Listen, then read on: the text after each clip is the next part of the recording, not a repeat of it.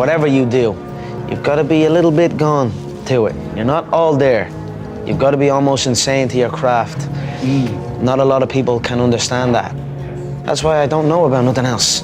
I do not pay attention to nothing else. There was games of football on yesterday, there was rugby, there was this, there was that. And like normal society is like, let's talk about this and let's engage in this. And I can't do it. I just don't, people are talking to me and in my head I'm counting something.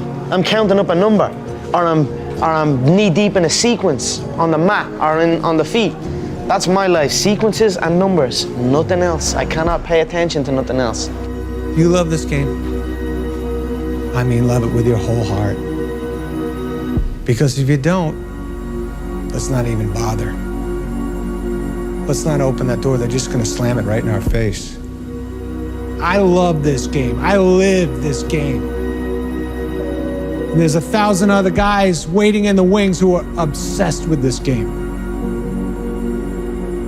Obsession's gonna be talent every time. You got all the talent in the world, but are you obsessed? Is it all you ever think about? Let's face it, it's you against you out there. When you walk on that court, you have to think, I am the best guy out there. And my personal question to you is, why not you?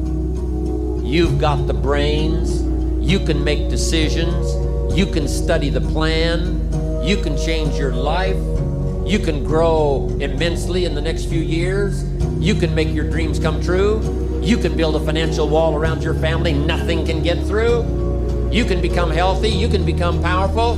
Why not you? I was in the military. We go on these instructor-led runs. Most of the time we knew the start and end point. So on the way back, I started seeing people getting happy and shit because the end was near.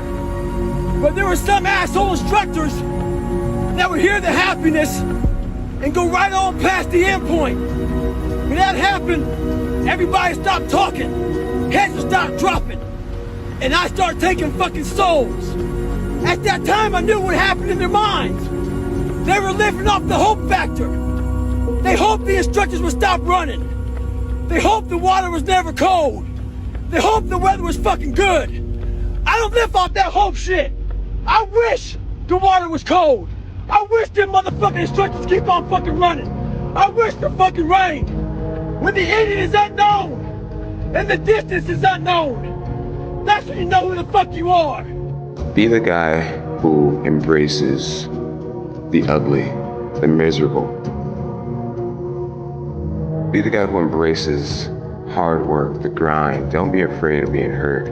Don't be afraid of sacrificing some blood.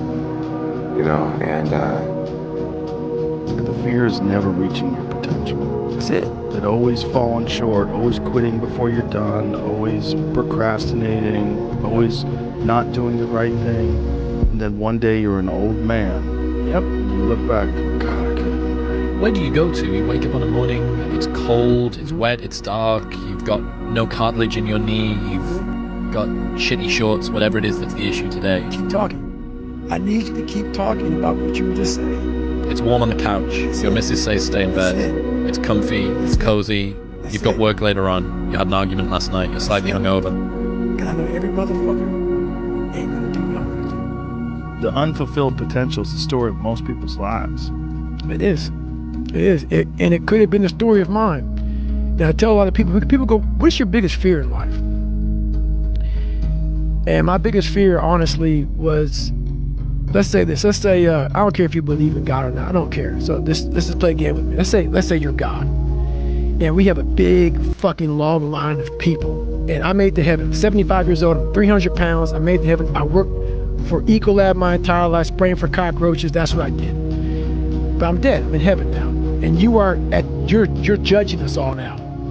So we're in line. We're all sitting there in line. You have Adam Brown. He has a big board up, and you're talking to Adam Brown about his life. And you rip it down. I'm next in line. David Goggins. I see my name. I see all this shit. God goes, hey, you say, read this, man. And I'm reading this list. I'm seeing 182 pounds, Navy SEAL, Ranger School, motivational speaker, changing lives. okay, man, pull up record, all this shit. And I'm like, that's not me, man. And God looks at me and says, that's who you were supposed to be. We are so worried about what other people think about us. You know, it's like, oh my gosh, what if they think I'm crazy? What if they think I'm over obsessive or competitive? And what if this is like, you're too much? This is just not healthy for you to be thinking this way, right? Yeah.